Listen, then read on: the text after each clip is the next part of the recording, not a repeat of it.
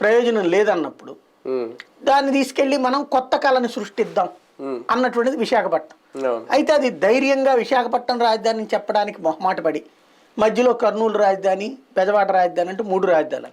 దాంతో రాజ్యాంగంలో లేని 3 రాజధానులు అన్నటువంటి పదం వచ్చింది కాబట్టి ఇది రాజ్యాంగ మౌలిక ప్రశ్న కిందకి తీసుకెళ్లి లిటిగేషన్ లో క్రియేట్ చేశారు. దాంతో అది ఆగిపోయింది.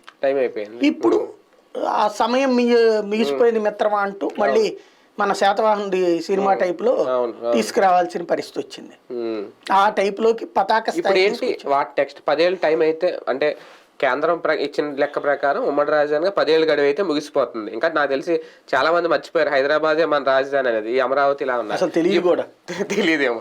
ఇప్పుడు ఏంటి పరిస్థితి? నిజంగా వైవి సుబ్బారెడ్డి గారు అన్నట్టు ఎక్స్టెన్షన్ ఏమన్నా అడగడానికి సిద్ధపడుతుందా జగన్ గారి ప్రభుత్వం, లేదంటే మళ్ళీ అధికారంలోకి వస్తే మళ్ళీ కథ మొదటికి వస్తుంది రాజధాని కథ? వీళ్ళ cabinet meeting, last cabinet meeting ఉంటుంది వచ్చే నెలలో. అప్పటికి ఏమన్నా చేస్తారేమో అట్లాంటి తీర్మానం క్యాబినెట్ లో చేసి పంపించాలా. అయితే క్యాబినెట్ కాదు అసలు చేయాల్సింది, అసెంబ్లీ నుంచి ప్రపోజల్ వెళ్ళాలి. అసెంబ్లీ సమావేశాలు కంప్లీట్ అయిపోయినాయి. దీనికోసం ప్రత్యేక అసెంబ్లీ సమావేశం పెడతానన్నా రచ్చ తప్పించి ఏముండదు. అంటే మొన్నే మాట్లాడితే